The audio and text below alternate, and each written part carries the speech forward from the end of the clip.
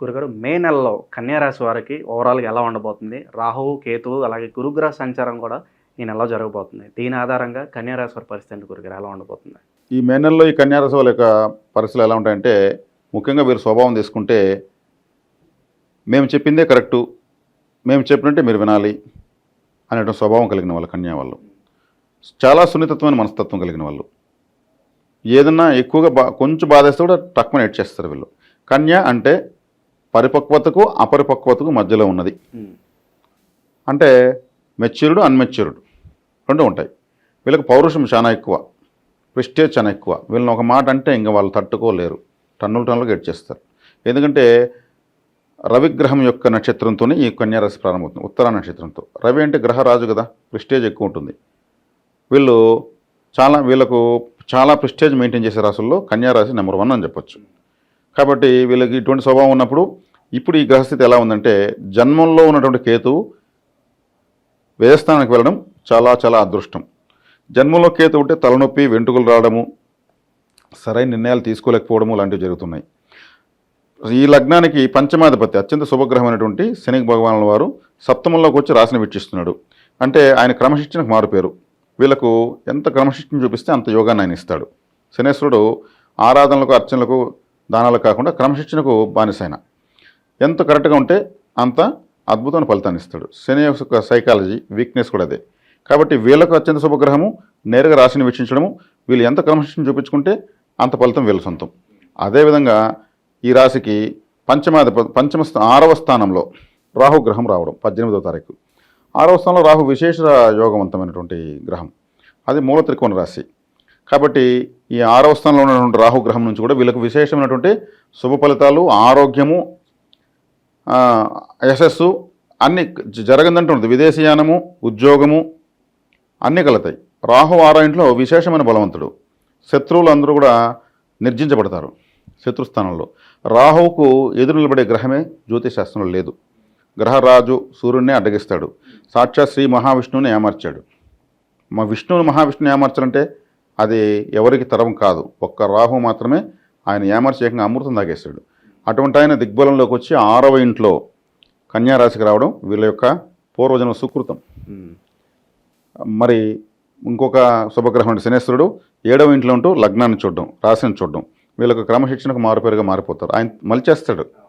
కేతు 12వ ఇంట్లో రాజయోగమే. కేతు మోక్షకారకుడు. నాకేది వద్దంటాడు కదా, అందుకే వేయిస్తాను. వేయమైన చోట కేతు ఉన్నాడంటే ఏది నాకు వద్దనే గ్రహము అది రాజయోగమే. విశేషమైన తీర్థయాత్రలు అయితే వీళ్ళు చేస్తారు. వద్దన్నా వీళ్ళకి ఎట్టో ఒకట ట్రావెలింగ్ ఎక్కువ, తీర్థయాత్రలు, పుణ్యక్షేత్రాలు సందర్శించాలంటే వీళ్ళకి అడ్డమే ఉండదు. అది వీళ్ళు ఏమి పిలిచి బస్సు బయలుదేరుతా ఉంది, ఇద్దరు రాలేదు, నువ్వు వస్తే బాగుంటుంది, నీ దగ్గర డబ్బు ఉన్నప్పుడు వాళ్ళకి ఇచ్చేయి అని చెప్పి ఎక్కించుకెళ్ళిపోతారు. అంటే వీళ్ళకి అలా కలిసి వస్తుంది తీర్థయాత్రలకు సంబంధించి, పుణ్యక్షేత్రాలు అంతా కూడా. అదేవిధంగా దశమ కేంద్రంలో గురుగ్రహం ఉంది. గురుగ్రహం ఈ రాశికి లగ్నానికి బాధకాధిపతి. బాధకాధిపతి వృత్తి స్థానంలో కూర్చున్నందువల్ల స్థాన మార్పు, లేదంటే ట్రాన్స్ఫరు, లేదు ఇంకేదో కారణాల వల్ల వీళ్ళకి సెట్ కాకుండా వీళ్ళు ట్రాన్స్ఫర్ పెట్టుకోవడము, వీళ్ళకి ట్రాన్స్ఫర్ రావడము. ట్రాన్స్ఫర్ వస్తే బాగుంది అనుకున్న వాళ్ళకి ట్రాన్స్ఫర్లు ఇప్పుడు వచ్చేస్తాయి. మరి ఉద్యోగరీత్యా ఖచ్చితంగా ఇంకెక్కడ వ్యాపారరీత్యా మారాల్సి వస్తుంది. అంటే స్థాన మార్పు కలిసి వస్తుంది అంటారా? కలిసి వస్తుంది.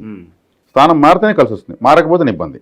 ఎందుకంటే గురువు 10వ ఇంట్లో వచ్చాడు, బాధకాధిపతి కాబట్టి, కర్మస్థానంలో వృత్తి స్థానం వచ్చాడు కాబట్టి వృత్తిరీత్యా, కర్మరీత్యా, ఏదో ఒక వ్యాపారరీత్యా మారితేనే కంఫర్ట్గా ఉంటుంది. ఇక ఆర్థిక స్థితిగతులు ఎలా ఉండబోతున్నాయి? ఆర్థిక స్థితిగతులకు ఏం లోటు లేదండి. ఎందుకంటే 6వ ఇంట రాహువు యోగిస్తే శుక్రగ్రహానికి 20 రెట్లు ఎక్కువ యోగిస్తాడు. ఒక శుక్రదశ జరిగితే వాళ్ళకి తిరుగుండదు. అదే కలిసి వచ్చిన రాహుదశ 20 శుక్రదశలతో సమానంగా చెప్తారు. వాళ్ళు ఈ భూలోకం పని ఇంకో భూలోకాన్ని చూస్తారు. అంత విశేషమైనటువంటి స్థితినిస్తారు. ఎందుకంటే ఒక ఉదాహరణకు మనకు ఐపీఎల్ ఈరోజు ప్రపంచాన్ని వెళ్తూ ఉంది. ఇటువంటి ఐపీఎల్ లాంటి ఈవెంట్స్ అంతా కూడా రాహువే జరిపించేది. యాంప్లిఫైయింగ్ ఎన్నో దేశాల జీడిపికి కన్నా దాటి ఎక్కువగా మనీ రొటేషన్ అవుతుంది. దాని బ్రాండ్ వాల్యూ 1000 కోట్లు గురుగారు. మరి అది రాహు యాంప్లిఫైయింగ్ అయ్యేదంతా రాహువే. కాబట్టి అటువంటి రాహు వీళ్ళకి 6వ ఇంట్లో వచ్చాడు. ఇంకా డబ్బు గురించి అడగాల్సిన పనే లేదు. ఏ విధంగానే సరే అది వచ్చి మనకు అందుతుంది.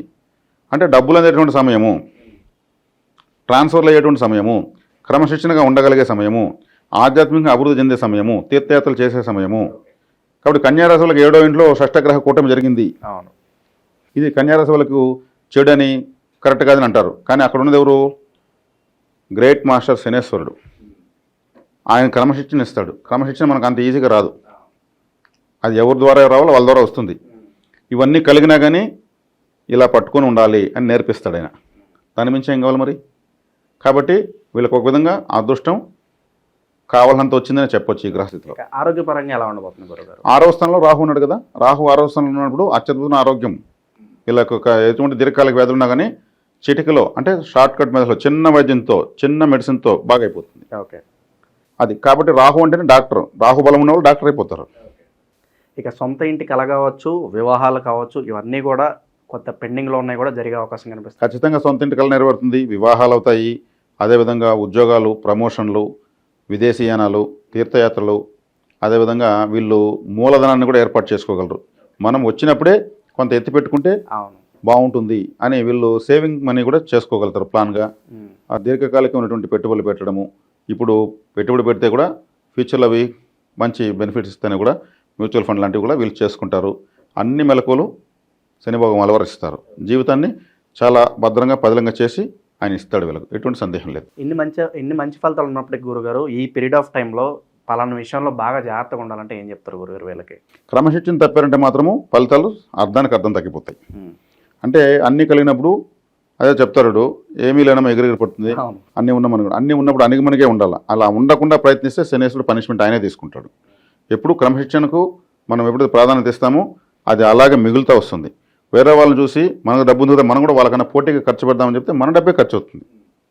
అలా మనం పుల్లిని చూసి నక్క వాత పెట్టిన విధంగా నిర్ణయాలు తీసుకోకుండా ఉండడమే వీళ్ళకు పరిహారం. ప్రజెంట్ ఉన్న గ్రహస్థితి బట్టి వీళ్ళు ఎలాంటి పరిహారాలు చేసుకుంటే బాగుంటుంది అంటారు గురుగారు? చక్కగా వీళ్ళు కాలభైరవ వరదం చేసుకోవడం ఉత్తమం. శని భగవాన్ వారి యొక్క గురువు కాలభైరవుడు కాబట్టి శని నుంచి మరింత విశేషమైన సపోర్టింగ్ వీళ్ళకి దొరుకుతుంది. అదేవిధంగా తీర్థయాత్రలు అవకాశం దొరికితే చేయడం ఉత్తమం. ఎందుకంటే వీళ్ళని ఎక్కువ పుణ్యక్షేత్రాలు తిరగడం వల్ల. పుణ్యక్షేత్రాలు ఎందుకు తిరగాలంటే అక్కడికి ఎంతోమంది కారణజన్మలు, దేవతలు కూడా వచ్చి ఆ ఆలయాలకు వచ్చి ప్రదక్షిణలు చేసి వెళ్తారు. ఎంతోమంది పుణ్యపురుషులు నడియాడిన ప్రదేశాలుగా ఉంటాయి. వాళ్ళు అడుగు పెట్టినటువంటి ప్రదేశంలో ఆ అడుగులో మనం తెలియక అడుగు పెడతాము అని ఒక నమ్మకంతో వెళ్తారు. ఆ పుణ్యమూర్తుల అడుగుల్లో అడుగు వేస్తాం కాబట్టి మనకు పుణ్యం లభిస్తుంది. అందుకే పుణ్యక్షేత్రాలని అక్కడ నిద్రలు చేయడము. అంటే ఇక్కడ ఇటువంటి ఫలితాన్ని కేతు ఇస్తాడు.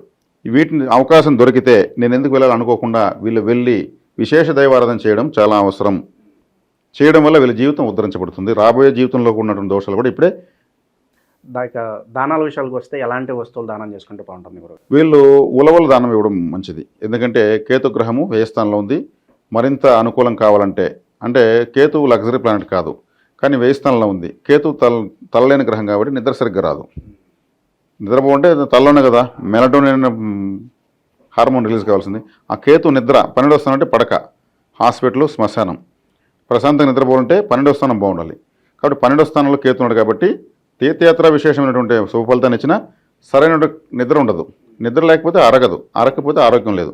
ఒకదానికి ఒకటి లింక్ కాబట్టి చక్కగా ఉలవలు అనేటువంటి ధాన్యాన్ని నానబెట్టి గోవు తినిపించడం లేదా పక్షులకు వేయడం చాలా మంచిది. మే నెలలో కన్యా రాశి వాళ్ళందరూ కూడా ఏ విధంగా ఉండబోతుందో చాలా బాగా వివరించారు గురుగారు. ధన్యవాదాలు. ధన్యవాదాలు.